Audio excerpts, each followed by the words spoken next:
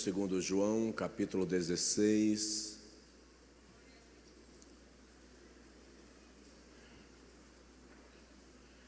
Versículo de número 33.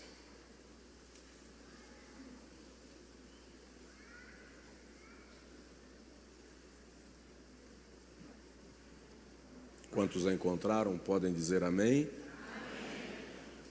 Tenho-vos dito isto, para que em mim tenhais paz. No mundo tereis aflições, mas tende bom ânimo, eu venci o mundo. Tenho-vos dito estas coisas para que em mim tenhais paz. Diga comigo, a minha paz está em Cristo. Aí Jesus acrescenta: no mundo tereis aflições, mas tende bom ânimo, eu venci o mundo.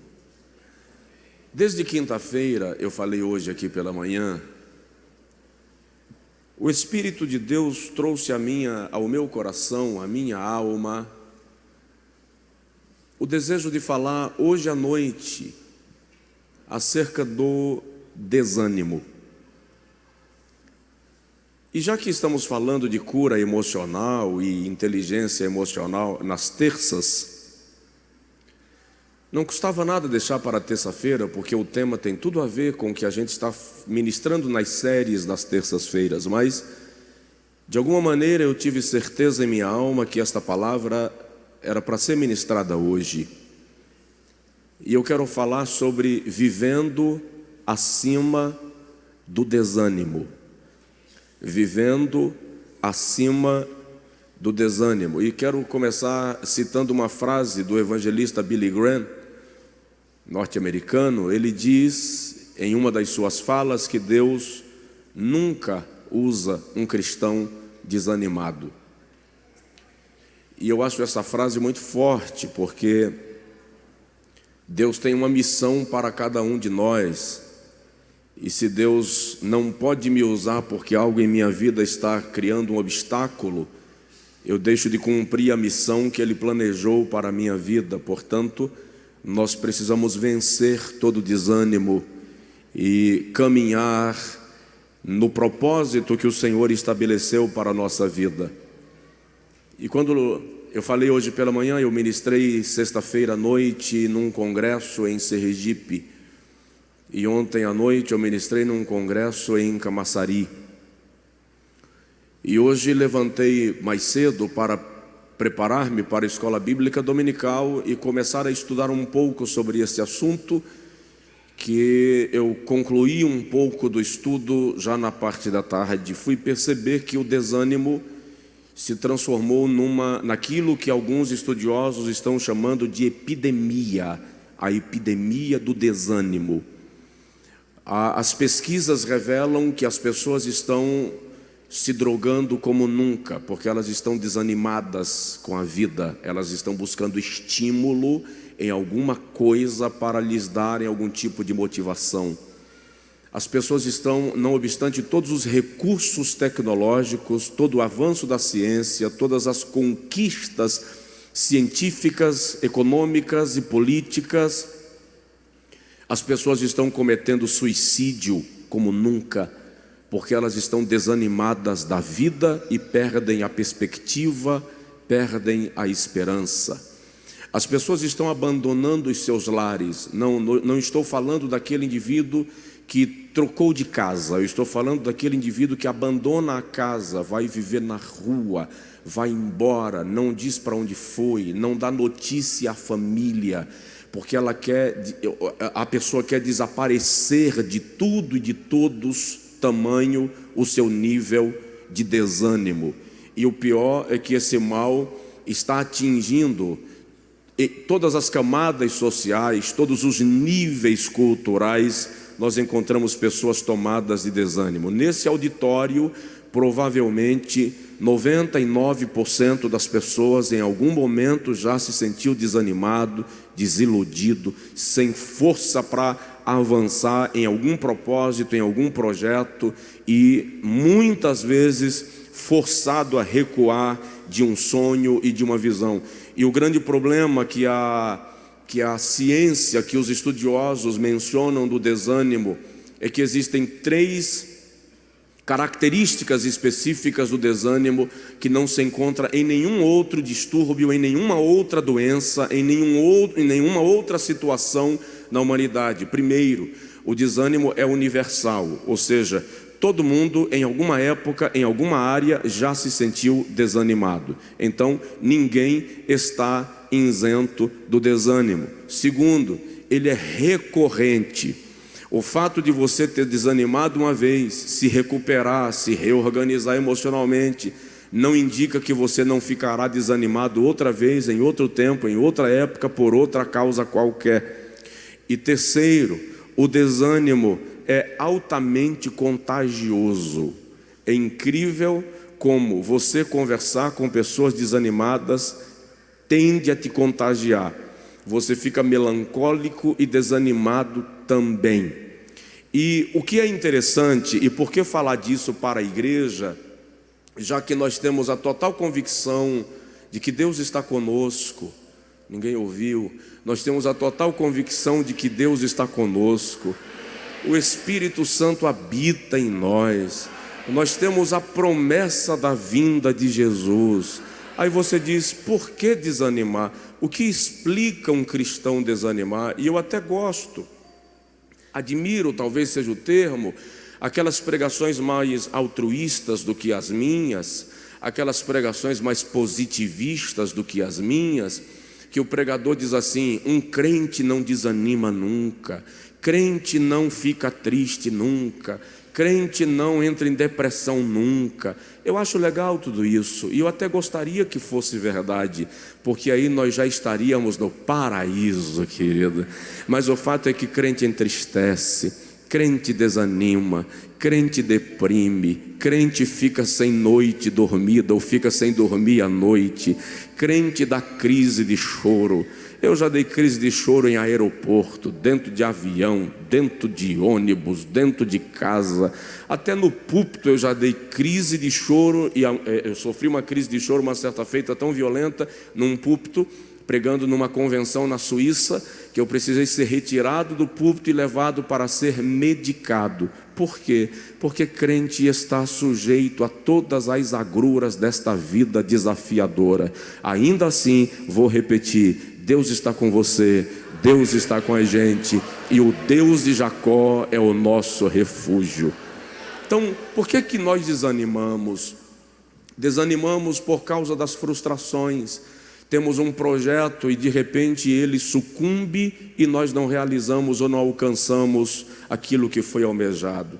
Desanimamos por causa das traições. Quantas vezes você investe num relacionamento, seja ele amoroso, profissional, social, de amizade, e daí você percebe que foi descalçado pelas circunstâncias imprevistas, e isso desanima.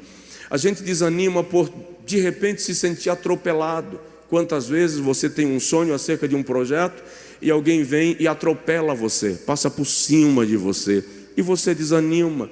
Nós desanimamos porque oramos muito tempo acerca de uma coisa e Deus não trouxe a resposta. E às vezes a resposta que chegou não era a resposta que você esperava.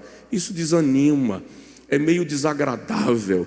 A gente desanima por investir num funcionário, por investir num obreiro muitas vezes, e depois que o indivíduo está pronto, ele vai embora, recebeu uma proposta melhor, não te dá a menor satisfação, e você desanima. Você diz assim, valeu a pena, para que tanto tempo investido? Tudo isso desanima.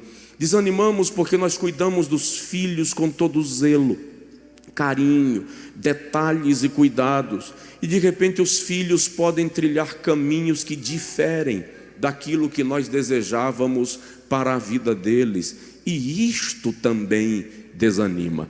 Se o irmão olhar a Bíblia Sagrada, vai perceber, e eu nunca tinha percebido quantos homens de Deus desanimados na Bíblia.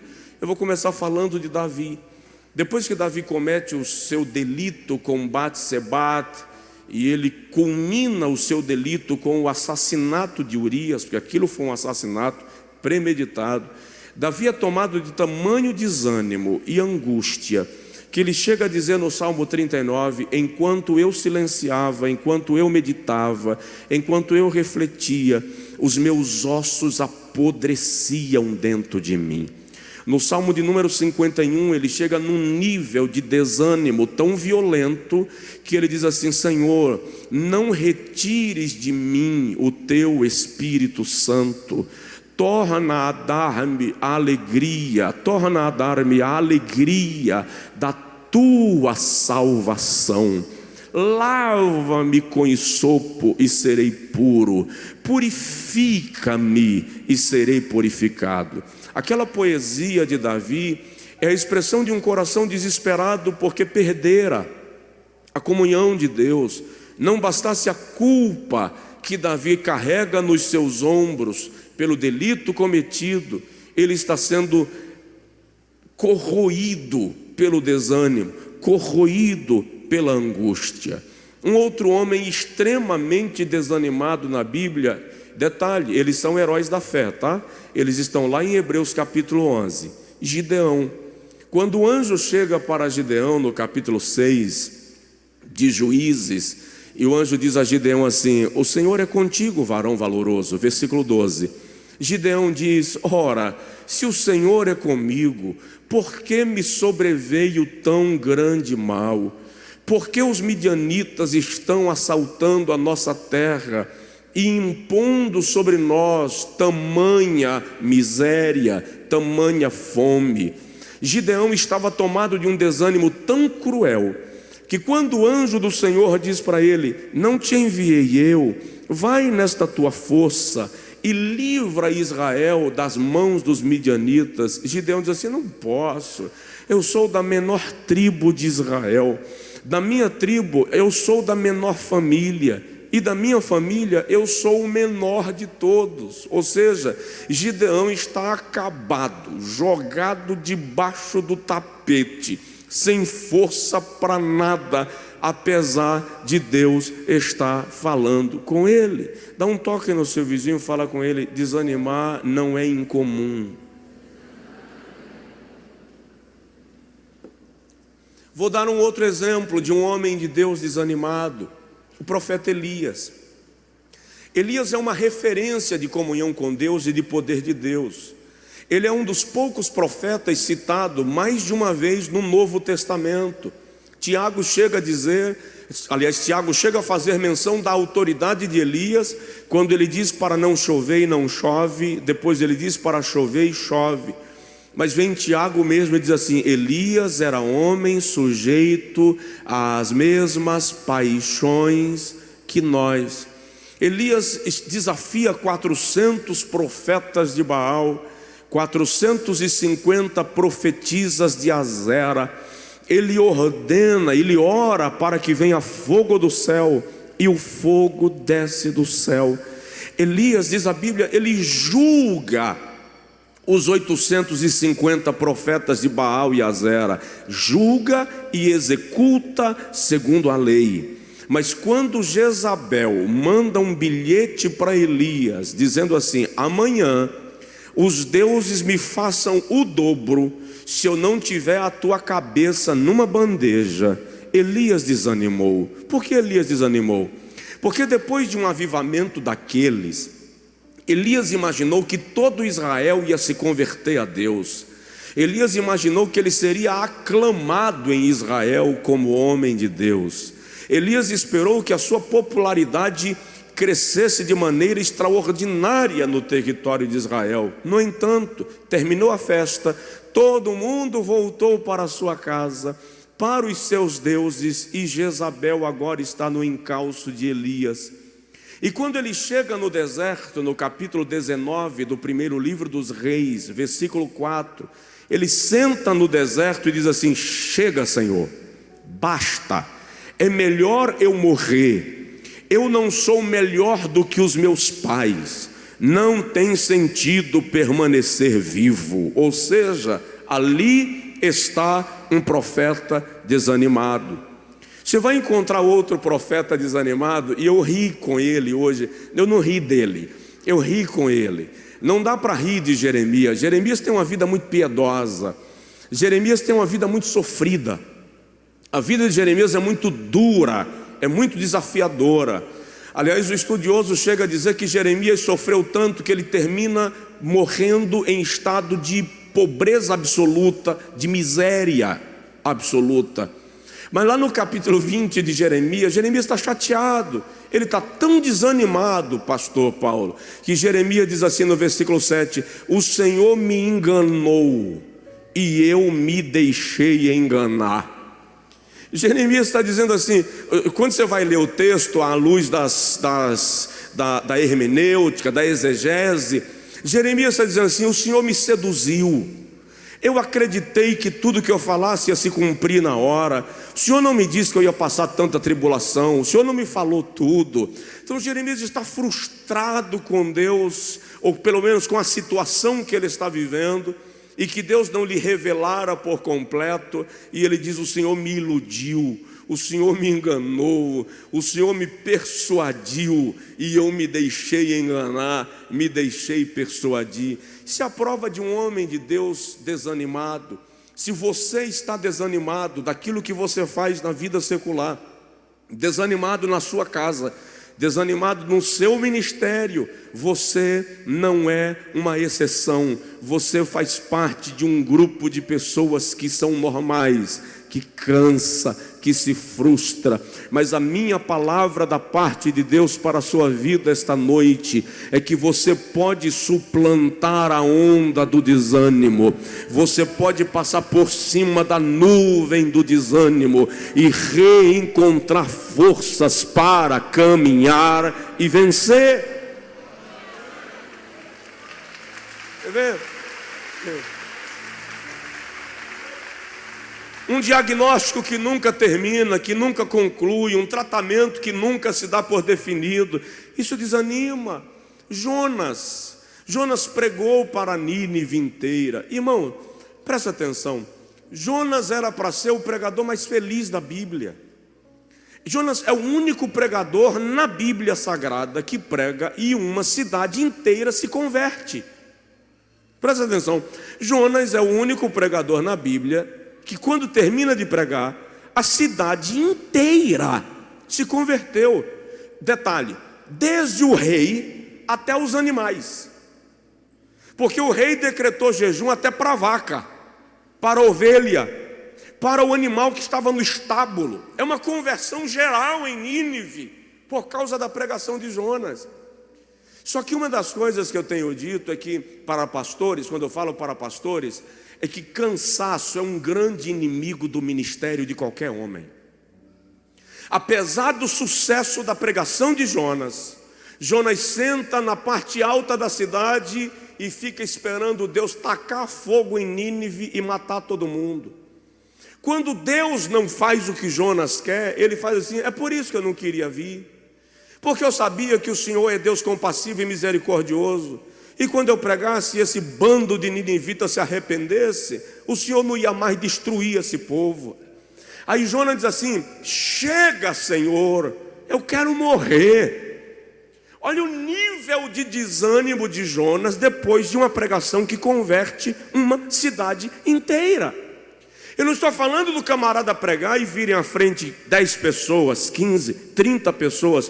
Eu estou falando de uma capital. Nínive tinha aproximadamente 600 mil habitantes naqueles dias, portanto, uma feira de Santana. E quando Jonas termina de pregar, a cidade inteira se converteu. Mas o desânimo é tão grande que Jonas está frustrado com o resultado da sua pregação. Provoca aí seu vizinho, fala com ele: cuidado com o desânimo, ele tira a tua visão. O desânimo tira a tua visão do resultado. O desânimo tira a tua visão do sucesso adquirido, da conquista alcançada. E é preciso vigiar acerca disto. Eu consigo perceber o Senhor Jesus, eu não vou usar o termo desanimado em relação a Jesus, mas há um momento que você percebe um cansaço no mestre. Em Lucas capítulo 9, versículo 41, Jesus diz assim: ó geração incrédula, até quando eu terei que vos suportar? Jesus está demonstrando um cansaço com o povo da sua época. Ele está dizendo: eu já caminhei sobre o mar, eu já levantei paralíticos, eu já purifiquei leprosos, eu já curei enfermos, eu já libertei endemoniados, e vocês ainda não creem. Vocês já comeram o pão que eu multipliquei, e vocês ainda não creem. Até quando eu terei que suportar essa vossa incredulidade? Isso é uma expressão de frustração com a incredulidade do seu povo. No outro momento, em Mateus 23, 37, Jesus diz: olha para Jerusalém que acabara de rejeitar, Jerusalém que acabara de descrer da sua mensagem e que se organiza na sua cúpula para persegui-lo. E ele diz assim: Jerusalém, Jerusalém, que matas os profetas e apedrejas os que a ti são enviados. Quantas vezes eu quis te ajuntar, como a galinha junta sobre suas asas os seus pintalhinhos, e tu não quisestes. Jesus está demonstrando ali a sua inquietação com um povo que não compreende o evangelho que ele estava pregando, a proposta de Deus para aquele povo enquanto nação. E ele lamenta o estado daquele povo. Não deixa, num sentido genérico da palavra, de ser uma expressão de desânimo. E um dos momentos mais tristes da Bíblia está na vida de Paulo. Depois de estabelecer igrejas em toda a Ásia e Europa, depois de estabelecer igrejas em Corinto, Tessalônica, Éfeso, pastorear Roma, depois de formar líderes, implantar líderes e formar pastores, Paulo é preso e está prestes a morrer. E ele escreve para Timóteo um momento triste da sua vida. Na segunda carta, capítulo 4, versículo 16, ele diz assim: na minha primeira defesa, ninguém compareceu comigo ao tribunal, todos me abandonaram. Imagine um homem como Paulo, que formara igrejas, que formara obreiros, e que agora está sendo julgado, e é nesta audiência que ele é sentenciado à morte. E Paulo está de frente para o juiz, o júri, e antes de ditar a sentença, Paulo olha para trás para procurar algum dos seus filhos na fé, para procurar algum dos seus irmãos em Cristo, e ele diz: ninguém compareceu, todos me abandonaram. E o detalhe, a história diz que quando Timóteo chega, atendendo um convite de Paulo, porque Paulo diz assim: procura vir ter comigo depressa. Quando Timóteo chega, Paulo já havia sido executado, morreu sozinho. Isto desanima. Mas eu quero lhe falar algo sobre o desânimo. Eu quero lhe trazer uma lição bíblica sobre como suplantar o desânimo. Eu quero lhe trazer uma orientação bíblica de como passar por cima da onda do desânimo e sair daqui de cabeça erguida para uma semana de vitória. Dá um toque de leve no seu vizinho e diz para ele assim: você vai ter uma semana de vitória. Você vai ter uma semana de vitória. Aleluia. Então, o primeiro segredo para você viver acima do desânimo, lá vai e é uma pancada, é uma porretada. Primeiro segredo para você viver acima do desânimo: não dê ouvidos a pessoas medíocres. Não dê ouvidos a pessoas medíocres. Por quê? Porque pessoas medíocres só se satisfazem quando te colocam para baixo. Existem pessoas que só ficam bem quando colocam alguém para estar mal. Eu vi a frase de um pensador hoje à tarde que eu achei interessante. Ele diz que mentes pequenas discutem pessoas Mentes medianas discutem eventos e fatos. Mentes grandes discutem ideias. Pessoas pequenas tomam tempo falando da vida alheia. Pessoas pequenas precisam jogar lama na vestimenta de alguém para se sentir limpo. Mentes pequenas precisam destruir o sonho de alguém para perceber que o seu sonho medíocre existe. Então não dê ouvidos a pessoas medíocres, porque elas sempre estarão incomodadas com o seu ânimo e o seu bem-estar. Eu lembro agora de Marcos capítulo 5, versículo 35 e 36. Há um pai desesperado, esperando Jesus se movimentar para ir curar a sua filha que estava enferma. Enquanto Jesus para dar assistência a uma mulher que tinha um fluxo de sangue ininterrupto, e a mulher é curada, chegam algumas pessoas e dizem para Jairo assim: para de incomodar o mestre, a tua filha já morreu, não tem mais jeito. Jesus olha para Jairo e diz: não temas, crê somente. Se você ouvir pessoas medíocres, você para de esperar o mestre.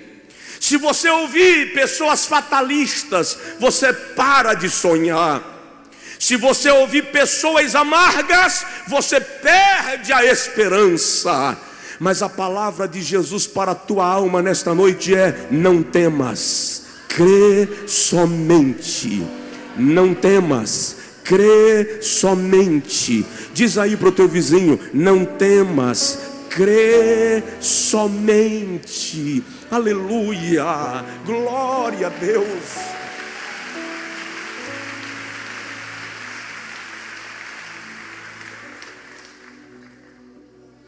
Neemias capítulo 4, versículo 1 e versículo 2. Neemias está liderando um dos maiores movimentos políticos de todos os tempos. Ele está reconstruindo Jerusalém, levantando as muralhas de Jerusalém. Neemias é o estadista que reorganiza Israel como nação depois do cativeiro babilônico. Ele é colocado pelos historiadores como um dos maiores estadistas da história. E quando começa a levantar a muralha de Jerusalém, Sambalate, Tobias e Gesem, 3 inimigos de Neemias, começam a dizer assim: do que adianta levantar esse muro? Levantarão o muro em um só dia? Porventura eles farão ressurgir das cinzas uma cidade que foi queimada a fogo? E dizem assim: todavia, ainda que levantem o muro, até o vento de uma raposa correndo o derribará. Pessoas medíocres não conseguem ver o seu muro sendo levantado. Sabe o que Neemias faz? Neemias diz assim: ouve desde os céus, ó Senhor, e registra as palavras dos nossos opositores. Então, se você quer vencer o desânimo, para de ouvir a fala de quem te joga para baixo. Para de dar ouvido à crítica de quem não te quer ver caminhando e alcançando resultados. Deixa eu te dizer, algumas pessoas que você não pode ouvir. Primeiro, não dê ouvidos a quem não se submete ao princípio de autoridade.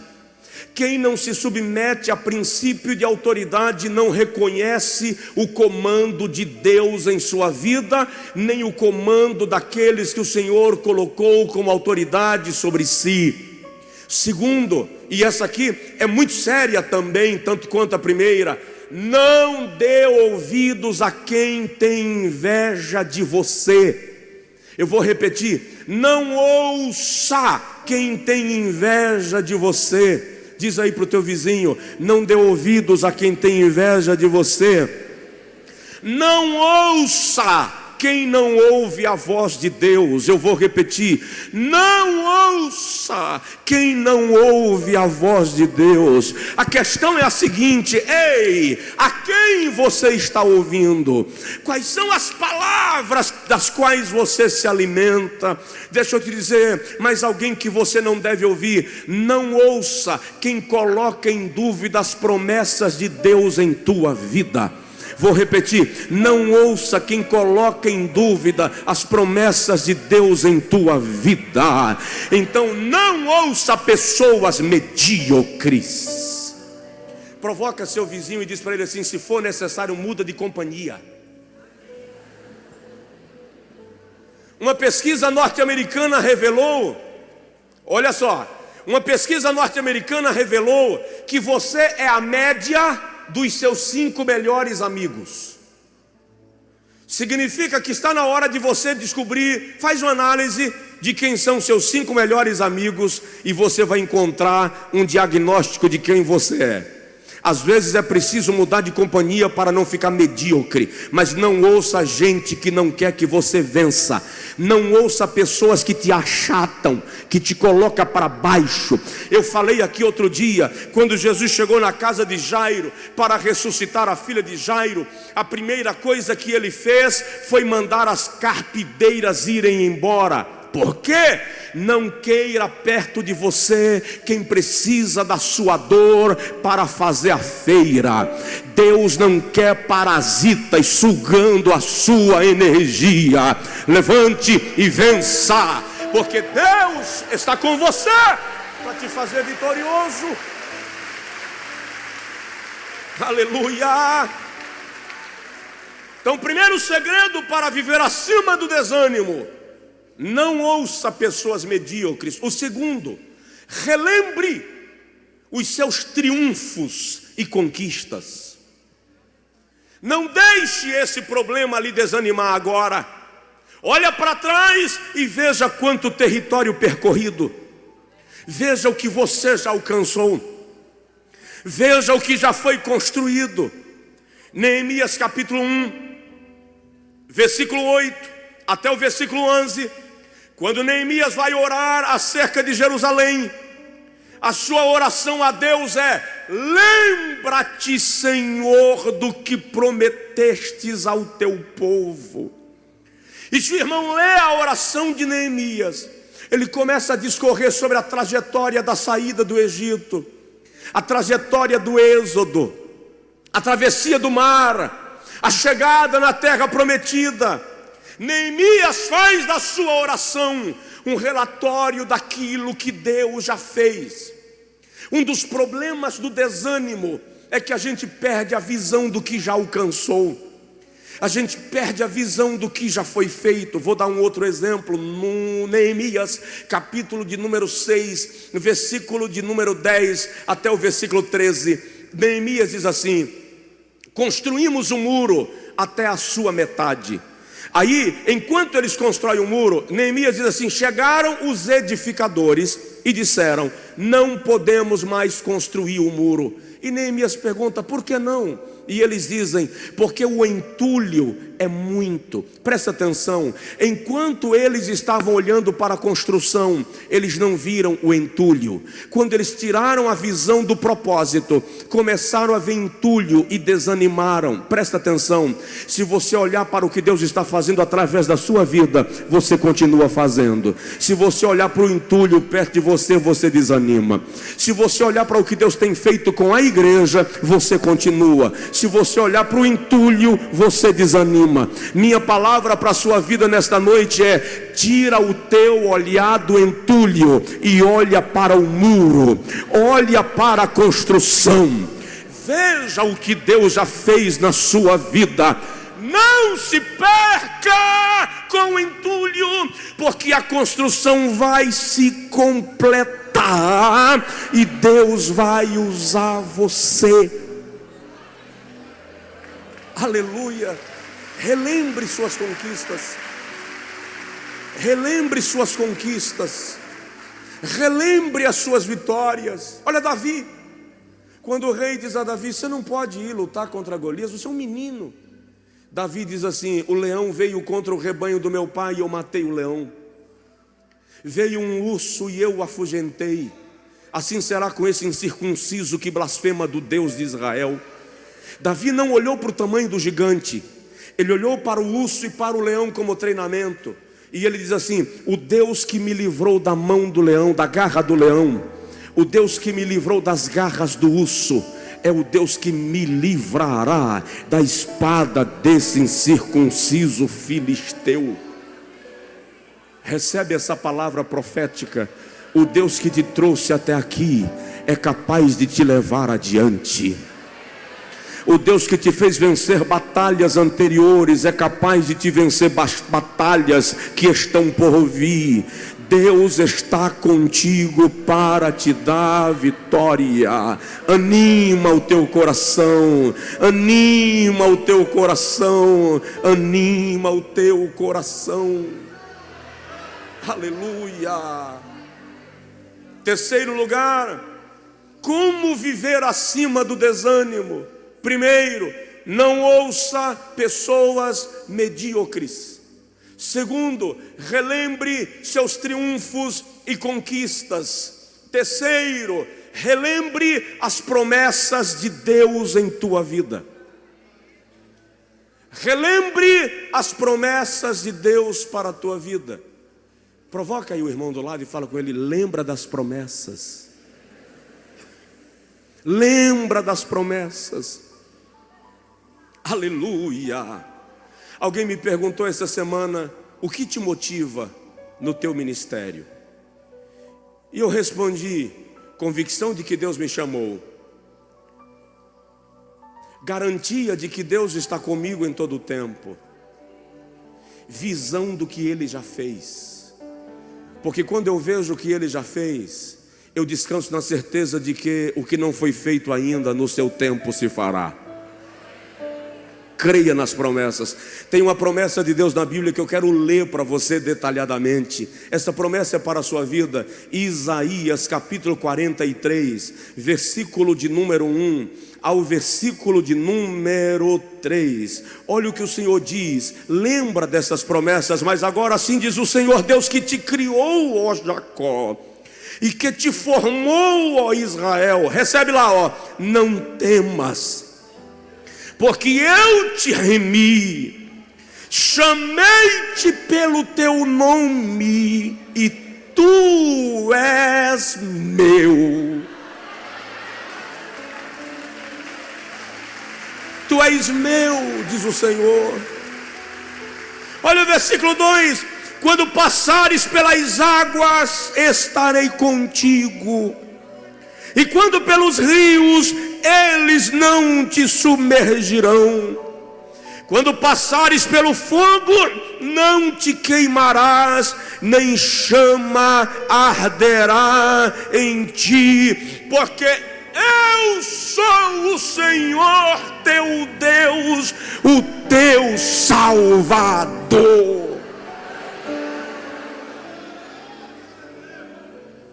E se você tiver dúvida, aí você vai lá para o versículo 26, quando ele diz assim: procura lembrar-me, entra em juízo comigo, mostra-me as tuas razões, para que te possa justificar. Eu já falei desse versículo aqui diversas vezes. Deus está dizendo: quando você vier conversar comigo e argumentar comigo, faça menção do que eu lhe prometi, resgate as promessas, faça uma oração com base naquilo que eu já lhe prometi, confie no que eu já te disse, apresente no meu altar com argumentação as suas razões, e você verá que a minha resposta virá ao teu encontro. Aleluia. Lembra das promessas de Deus.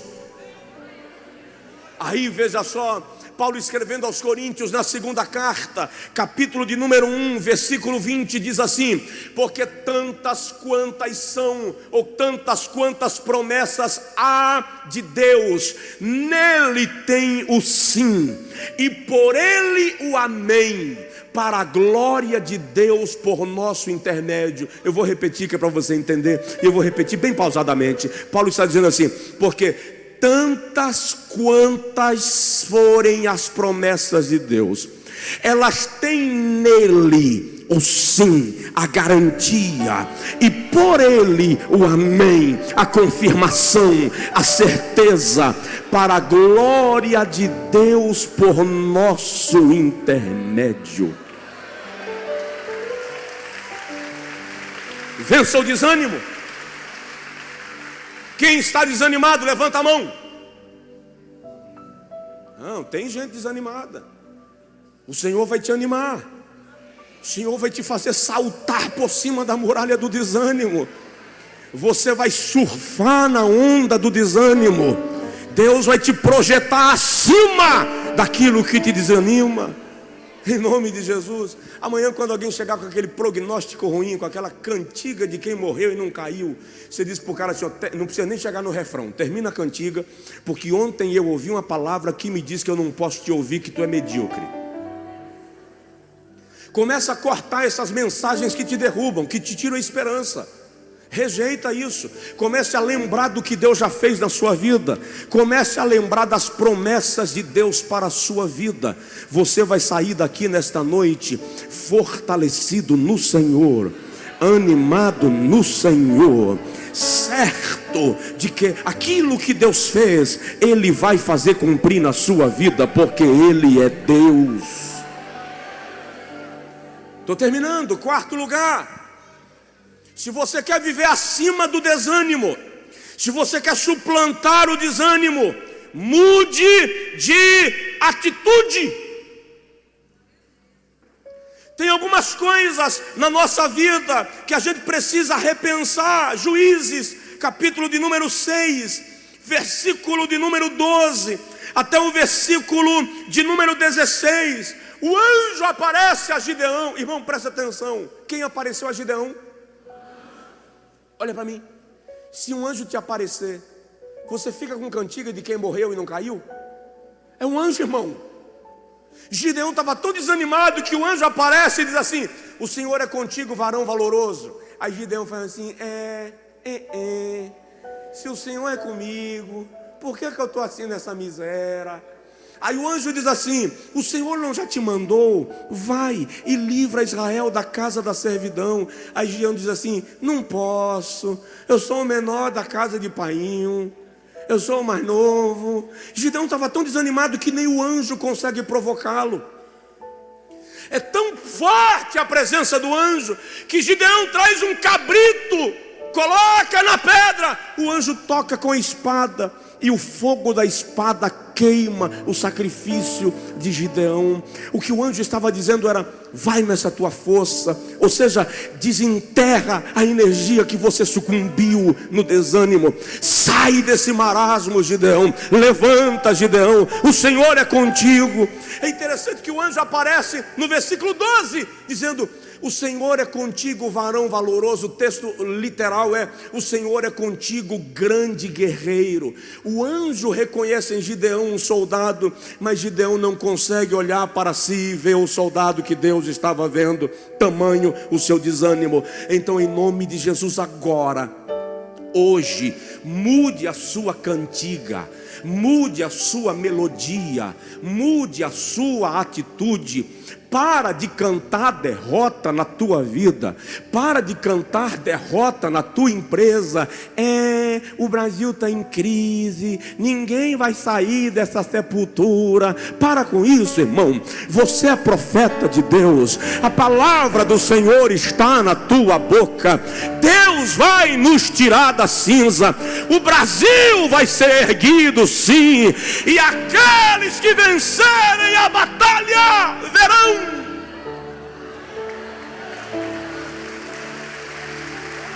Aleluia. Muda de atitude. Para com essa ladainha de quem morreu e não caiu. Se o Senhor está te dando uma palavra, Ele é fiel.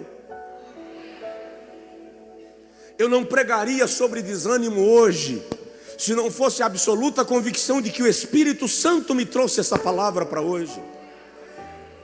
Lhe digo com toda certeza, eu deixaria para pregar terça-feira, Mas por alguma razão o Espírito Santo me inquietou quinta, sexta, sábado, hoje cedo para esta palavra. Por quê?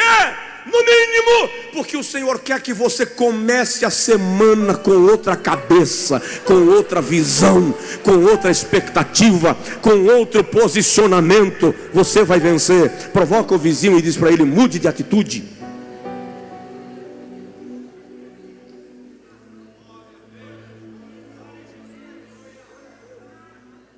Quinto lugar, paro já. Já paro? Pode ir mais um pouquinho? Então, se você quer viver acima do desânimo, aprenda a obediência sem questionar. Aí agora complicou, né? Aprenda a obediência sem questionar. A minha geração tem um pouquinho de facilidade a mais de obedecer sem questionar, porque na minha geração, quando o pai dizia: Josué, faz isso, não se batia a boca com o pai, com a mãe, não, a casa caía, ficava difícil. Era ou não era? Ou ninguém quer dizer aí que é da minha idade? Você não batia a boca com teu pai. A geração de hoje não, a mãe diz uma coisa, filho bate pé, bate boca, faz showzinho. Eu não sei o que essa geração vai fazer na hora de experimentar direção de Deus sem questionar. Porque presta atenção, tem coisa que Deus te manda fazer sem te dar explicação. Tem coisa que Deus te manda esperar sem te dizer porquê. Tem coisa que Deus te manda ir sem te dar o direito de perguntar porquê. Então aprenda a obedecer sem questionar. Gideão quer argumentar com o anjo de Deus. Versículo 13 e versículo 14. Gideão diz: ah, meu Senhor, por que nos sobreveio tudo isso? Por que essa questão toda? Por que esse problema todo? O anjo diz a Gideão: não já te mandei eu. Ou seja, não conversa sobre isso, faz o que eu te mandei. Não discute, obedeça a minha voz. Nós temos um problemão para obedecer a Deus sem questionar, porque nós queremos argumentar com Deus o tempo inteiro. Nós queremos às vezes ser mais inteligentes do que Ele. Aí eu lembro agora de Abraão, ou de Abrão, quando o Senhor aparece a ele no capítulo 12 e diz assim: sai da tua terra, da casa do teu pai, do meio da tua parentela, para a terra que eu haverei de te mostrar. Imagina aí, Deus aparece a você e diz assim: sai da tua terra, da casa do teu pai, do meio da tua parentela, entra no carro e viaja. No caminho eu te mostro para onde você vai. Levanta a mão quem vai. No mínimo você já diz assim: Senhor, eu preciso programar no Waze. Eu tenho que programar no GPS. Eu tenho que alugar a casa. Eu tenho que programar a transferência da escola. Capítulo 12, versículo 5 diz assim: partiu, pois, Abrão conforme o Senhor lhe ordenara. Ele obedeceu. Nós precisamos aprender a obediência sem questionar. Quando o escritor da epístola aos Hebreus fala de Jesus, ele diz no capítulo 5, versículo 8, que Jesus, ainda que era filho, aprendeu a obediência por aquilo que sofreu, e sendo ele consumado, veio a ser a causa da eterna salvação para todos os que lhe obedecem. Queridão, se Deus lhe mandou parar, para. Se Deus lhe mandou caminhar, caminha. Se Deus lhe mandou esperar, espera. Se Deus lhe mandou avançar, avance. Se Deus lhe mandou sentar, senta. Nem olha se tem cadeira. Se Deus lhe mandou ficar em pé, fique em pé. Se Deus te disse, chuta o pau da barraca, pode. Se Deus te disse, aguarda meu sinal, aguarde o sinal. Porque Deus sabe a hora exata de cada coisa. Ele sabe.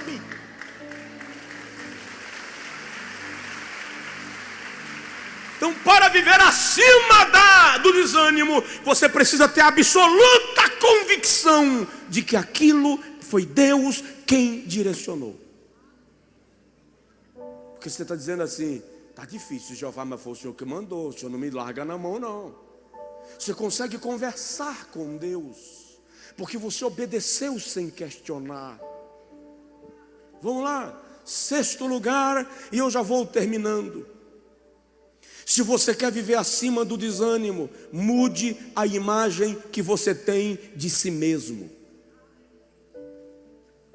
Para de se deteriorar, de se destruir, de se desfazer.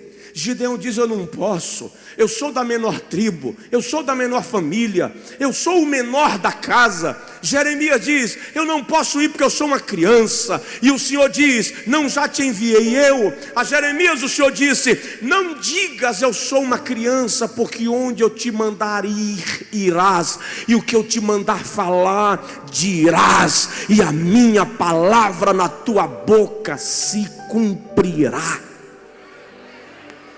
Mude a imagem que você tem de você. Comece a ver Deus na sua vida.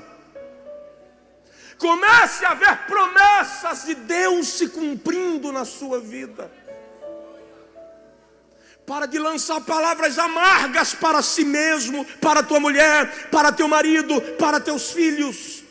Comece a profetizar o bem de Deus na sua vida. Comece a se olhar como elemento do amor de Deus, objeto do amor de Deus. Comece a dizer para você mesmo: eu sei que Deus me ama. Eu sei que sozinho eu não estaria onde estou, eu não iria para onde pretendo. Mas o Senhor prometeu, é Ele quem está levando. É Ele quem está fazendo, é Ele quem vai movendo águas, aleluia. Mudar a sua visão a seu respeito não é ficar besta, não é ficar vaidoso, é reconhecer o tesouro que Deus colocou na sua vida e valorizar o que Ele te deu. Provoca aí o vizinho e diz: você é importante para Deus. Você é importante para Deus. Penúltimo lugar, se você quer viver acima do desânimo, aprenda a compartilhar. Aprenda a compartilhar. Compartilhe bênçãos. Eu lembro agora de um texto de Eclesiastes, e eu não lembro exatamente qual é o texto, mas Salomão diz que bem-aventurado é o homem que desfruta do fruto do seu trabalho. Porque aquele que ocupa sua mente com o seu trabalho e desfruta do bem do seu sacrifício, não terá tempo para pensar na brevidade da vida.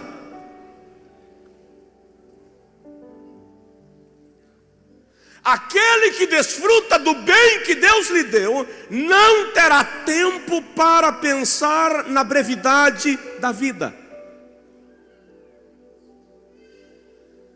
Elias chega na casa de uma viúva.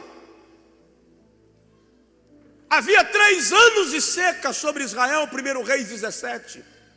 E a viúva está catando alguns gravetos.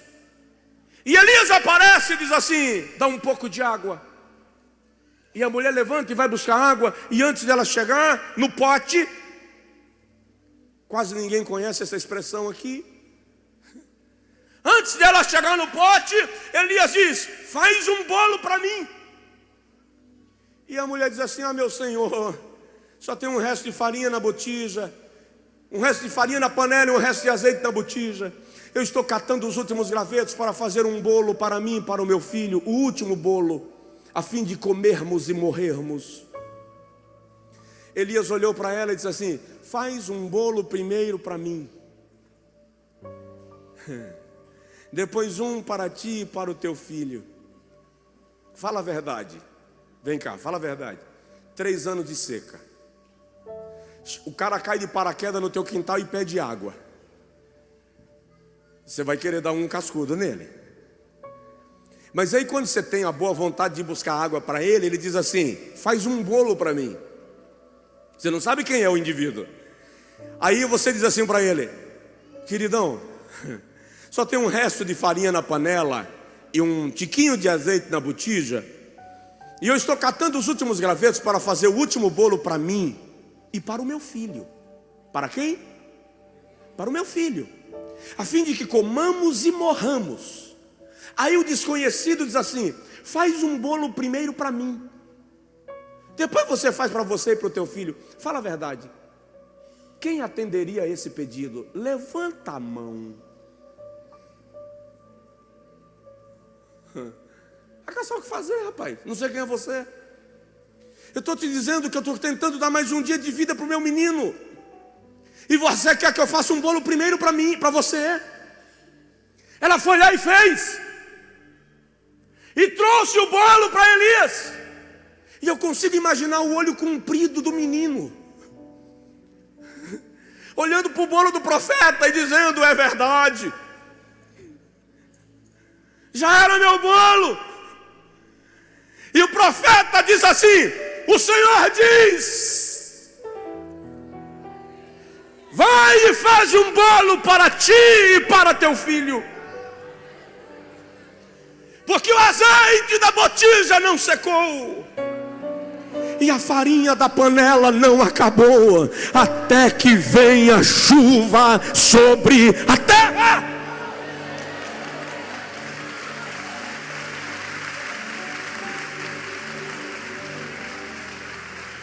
Ela estava se preparando para morrer, mas quando ela aceita compartilhar do que ela tinha, a sua esperança se renova. Porque está comprovado que o senso de utilidade te tira da depressão, do desânimo e das enfermidades emocionais. Seja útil na vida de alguém. Seja providência de Deus na vida de alguém. Seja elo da providência divina na vida de alguém.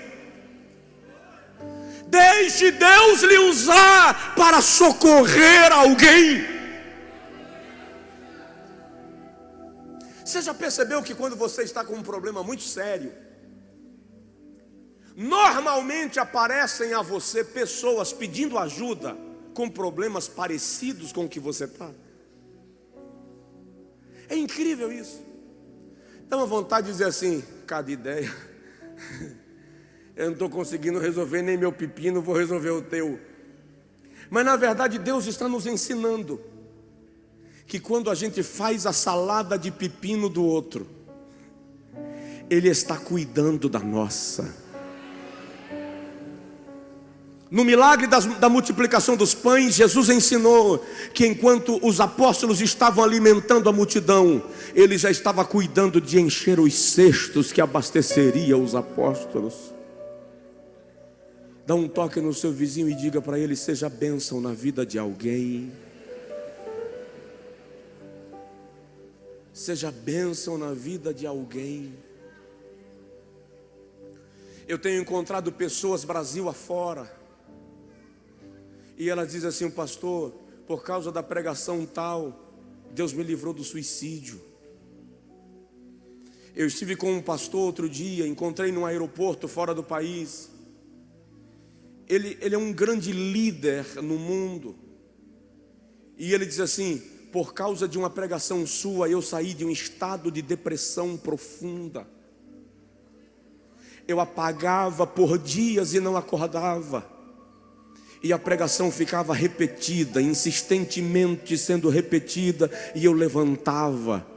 E ele disse: eu fui me erguendo do meu estado de depressão por causa daquela pregação que Deus te usou para impactar a vida de muita gente. E ele disse: e eu estou aqui porque o Senhor me ergueu. Quando você percebe que de alguma maneira Deus te usou para abençoar alguém, você diz assim: vale a pena perseverar na caminhada. Então deixa eu te explicar. Ainda que ninguém tenha te dito ainda que você foi uma bênção na vida dele, presta atenção: Deus já te usou para socorrer alguém. Você não viu, você não percebeu, mas por tua instrumentalidade, Deus tirou alguém do buraco. Quantas vezes Deus usou pessoas para me tirar da valeta da solidão, da desesperança, da depressão. Compartilhe, seja útil. Provoca o vizinho e fala com ele assim: seja útil. Abençoe a vida de alguém. Fica de pé, por favor, quem puder. abençoe a vida de alguém.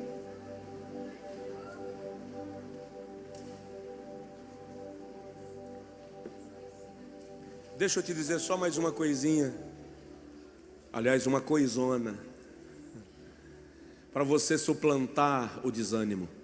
Diga comigo assim: eu vou vencer todo desânimo. O último segredo é: lembre-se, Deus está com você. Deus está com você. Em Josué capítulo 1 e em Hebreus capítulo 13, o Senhor diz assim: não te deixarei, nem te desampararei. Não lembro. Salmo 23, o salmista diz assim: ainda que eu ande pelo vale da sombra e da morte, não temerei mal algum, porque tu estás comigo.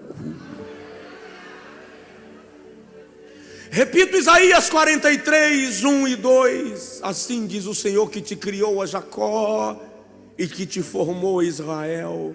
Eu te remi, chamei-te pelo teu nome, e tu és meu.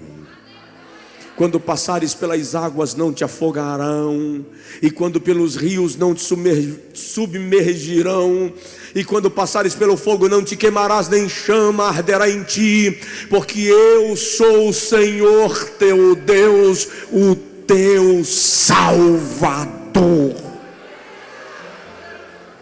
Deus está contigo. Vou repetir: Deus está contigo. Uma certa feita, e eu oro contigo, eu estava vivendo uma tempestade violenta e fui convidado para pregar numa escola bíblica em Atlanta. E eu ministrei 3 vezes naquela escola bíblica. E entre uma pregação e outra, eu me trancava no quarto e chorava. De lá eu fui para uma escola bíblica em Genebra, na Suíça, e ministrei uma semana inteira. Pela manhã eu pregava para pastores, à tarde eu pregava para esposas de pastores, e à noite eu pregava para a igreja. E nos intervalos eu chorava, sofria, deprimia e amargava. Na última noite, domingo à noite, quando eu cheguei no hotel, eu ajoelhei e orei desde as 10 da noite até por volta das 6 da manhã. E eu disse a Deus: eu sei que o Senhor me ama, eu sei que o Senhor está comigo, e não me leva a mal te pedir o que eu vou pedir agora. Me dá pelo menos um sinal de que o Senhor está comigo. Levantei da oração, do choro, do pranto, me ajeitei e fui para o aeroporto. Eu ia viajar de Genebra para Nova York, São Paulo, 10 horas de voo cada trecho. Quando eu cheguei no aeroporto em Genebra, eu falei com o atendente da companhia aérea: me dá um assento na janela ou no corredor. Eu não queria sentar no meio. Eu imaginei, no estado que eu estou, um russo do meu lado esquerdo e um alemão do lado direito. Eu acabo de morrer. Se eu sentar no canto, pelo menos eu me isolo. E o funcionário da companhia aérea falou assim: só tem meio, serve, bem europeu, só tem meio, serve. Eu disse: serve, eu quero ir embora. Eu estava mal. E ele me entregou o meu cartão de embarque, classe econômica. E quando eu cheguei no portão de embarque, a minha passagem era classe econômica, mas quando ele me entregou o cartão, eu vi lá classe executiva. E eu pensei comigo: ele errou. Minha classe econômica. Ele fez o meu check-in na executiva. Eu não vou dizer para ele, porque eu não vou perder a chance de ir numa executiva.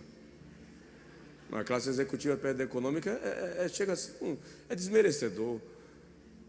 Quando eu cheguei na hora da fila do embarque da classe executiva, que eu entreguei meu cartãozinho, a maquineta rejeitou meu cartão. A casa caiu. Devolveu. Quase o aeroporto desaba na minha cabeça. Eu falei, é verdade. A moça falou, o senhor não é da classe executiva. Eu disse, eu sei.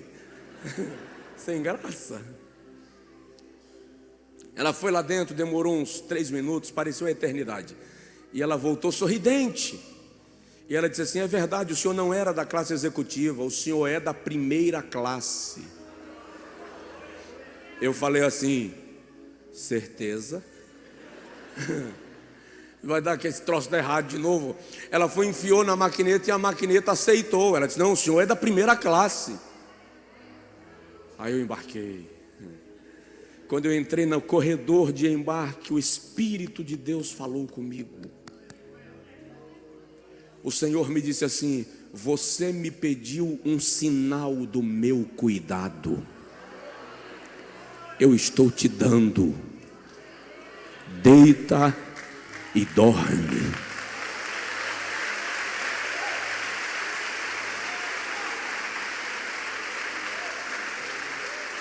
Eu dormi antes do avião decolar.